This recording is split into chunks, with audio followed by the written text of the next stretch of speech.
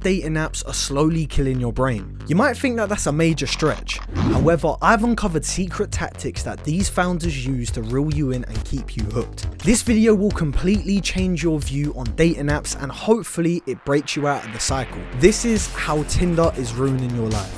First of all, let's talk about the finance side of things when it comes to taking women on dates. Now, if you're somebody that enjoys dating and enjoys taking out loads of women, then you will know that this game is not cheap. From my personal experiences, every time that you go on a date, you're going to spend around £100 minimum.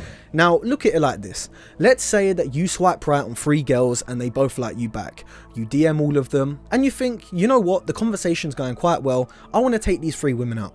So on Tuesday, you take the first one, then Thursday, you take the other one, then on Saturday and Sunday, whatever the day, you take the 3rd girl out. That is going to be minimum £100 each. Now on 3 dates, that's going to be minimum £300. That is close to somebody's weekly wage. So how on earth are you supposed to support yourself financially while going in the dating world? It doesn't make sense, does it? Essentially what you're doing is paying for chemistry with a woman. You're spending quite a bit of money for somebody that you don't even know yet. So the best way to tackle this is literally just talk to women in real life. Don't use social medias and don't use these dating apps. Because think about it like this. Let's say that you're in a little cafe or it could be a bar and you see a girl that you find pretty and you like. You could simply say, can I buy you a coffee or can I buy you a drink? And all you need to do is buy 2 or 3 alcoholic drinks, 1 coffee, and it could be a little bit of cake.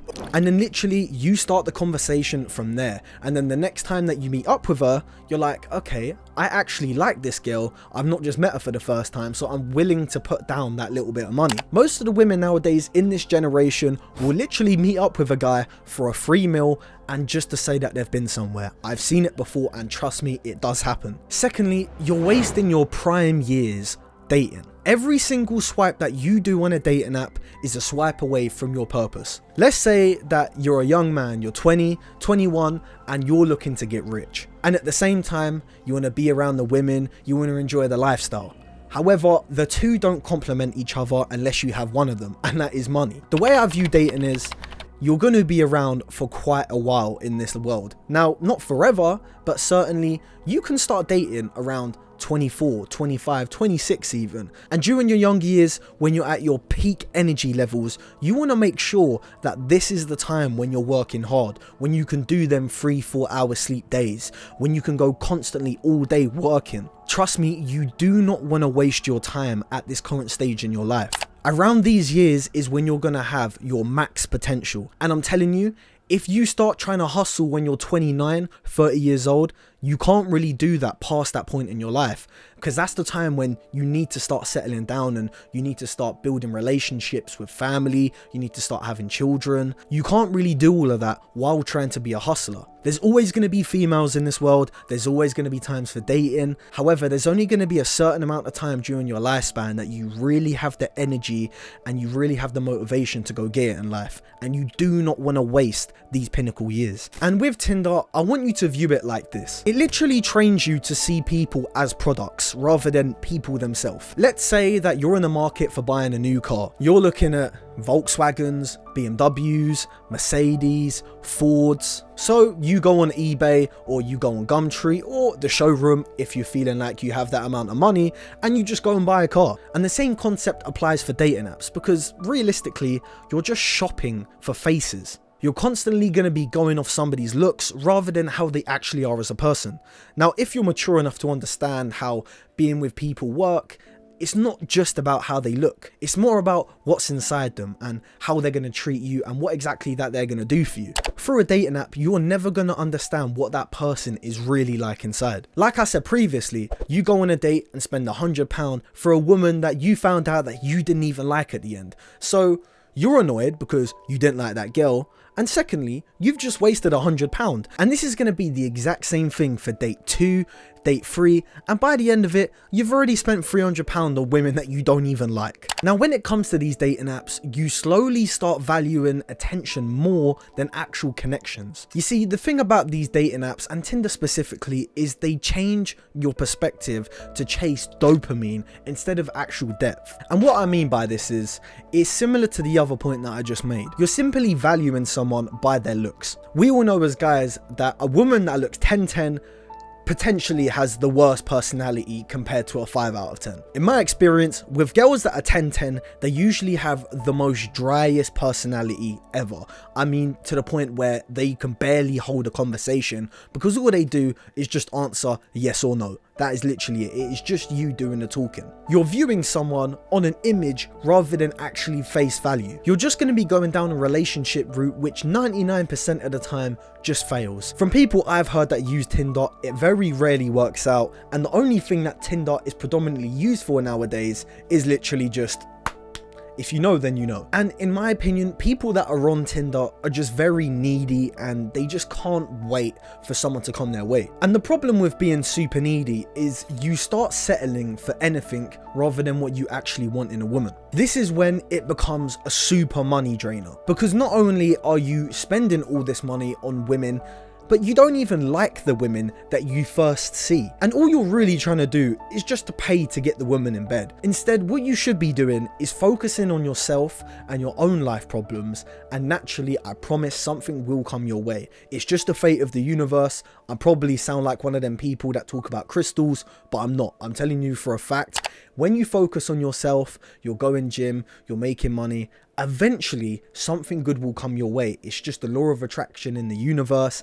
It happens to everyone. When one good thing starts happening in your life, it's like a domino effect. Everything will fall right into place. Now, if you're a young person and you want to be an entrepreneur and you want to make it in life and you want to do big and good things, then every notification that you get from a dating site is just going to pull you away from your grind even harder. There is no possible way that you can physically build wealth while checking if somebody has super liked you. You can't afford to be sitting there texting multiple women when you literally don't have the money to take them out. It doesn't make sense, does it? Now, to be honest, this video only really applies to people that are hustlers and they want to make it and they want to go about their own route in life. But if you're somebody who does a 9-to-5 job and you're happy with the money you're making and you're happy with spending £300 a week, even though that it's this close to your weekly wage, then that's perfectly fine. However, if you are somebody that does a 9-to-5, I still believe that you should take my advice here, because either way, you're never going to be able to buy that house or buy that car or that really nice place that you want to go in life. You will never able to hit that goal, because of the fact you're constantly spending money trying to find the perfect woman, or you're constantly spending money trying to get a girl into bed. It doesn't matter. The same principle applies. When it comes to these dating apps, you're paying for premium for basic results. Tinder Gold, Tinder Boost, you're essentially paying for hope. Like any social media, Tinder is an algorithm. So every single person that you see is literally attired to you. But is it really attired to you though? Because you might have the ideal woman in your head. You might think, she might have this color hair. She's this personality. She's going to look like this. However, the algorithm's going to give you what they want you to see and what they think that you like. Essentially, what you're doing is you're grasping onto the tiniest bit of hope that you're going to find that one woman for you. Instead of investing in algorithms, invest in an asset that's going to change your life. I could think of 100 different things that you could put your money into rather than Tinder Gold or Tinder Boosts. You could save up to put a mortgage on a house. You could save up for a cheap Rolex that could potentially go up in value. You could buy other pieces of jewelry. You can put your money into building your own social medias. But instead, you won't do that, but you'll pay for premium dating apps. And as well, let's be completely honest, half of the women on Tinder are not even 8 out of 10s. So why on earth would you be paying monthly subscriptions, taking out girls that you don't even like? It just doesn't make sense. Now, my next point is something that I heavily believe in. And these social media apps and dating apps, when it comes to being with women, it will completely drain your confidence in real life. It kind of removes the factor of talking to a real person at first, because you have to think of it like this. As soon as you DM these people and they respond, you're talking, you can't really read the energy of the person and you can't understand the way that they're saying things, and it's very hard to really understand what the meaning of the conversation actually is. A lot of the times when it comes to texting online, there is a lot of misunderstood signals that you might not even get, and half of the time, even me personally, I do not understand texting signals. I would much rather just be in real life talking to a girl. It's much easier than trying to understand and trying to think what to say on the spot, when you could just read a person's face, you could read a person's energy and see if they like you. There's simple body language techniques and simple facial features that you can just understand to see if somebody likes you or not. There's a lot of body language techniques and facial features that you need to understand that you can use to your advantage in trying to get a woman, but I can cover that in another video, no problem. But anyway, let's carry on. A thing with these dating apps is that it always keeps you dreaming and not doing as much. It's that with anything in life, you're always going to be chasing bigger and better. Well, not bigger, but you know what I mean. You're always going to be trying to chase that next match, someone that's better than the person that you've been previously. And trust me, you don't need more options. You just need to find someone that's right for you. The thing is with relationships, you don't need to rush things and you don't need to sit there all day talking to someone. You just need to be on your own timing and you just need to carry on with what you're doing in life. Most women will actually try and stir you away from your grind, I promise you. If you get a woman whipped over you, then for sure they're going to be sitting there saying, oh, why don't you stop working and why don't you come chill and we can do this together. I promise you, it is not a good thing. Ultimately, it's just a distraction from your purpose. You wasn't put on this earth to swipe right. You were built to build. You need to date when you're aligned with life. So you need to get your stuff together. You need to make some money. You need to get in the gym. You need to do all of these things that build your character up as a guy. And then that's when you start dating. Not because you're bored, not because you don't have a female in your life. You just need to stay locked in and just kind of tell yourself and play this mental game that one day you're going to get the perfect person that comes to you. Well, it doesn't always end up like that, but you know what I'm trying to say. I'm not telling you to be inside of this fantasy world that one day your dream person is going to come to you in life, because no, you have to do the steps to get that person into your life. Like I said, with making money and going to the gym and just improving your character. You're not going to do that. You're not going to get that ideal woman in your head if you're not doing all of these things. Now, is Tinder evil? No. However, if it's replacing your connections and your confidence in life, then it clearly just isn't working out for you. Just remember, everything will always have a cost in life, even if it's free. I'm Ty White, and thanks for watching.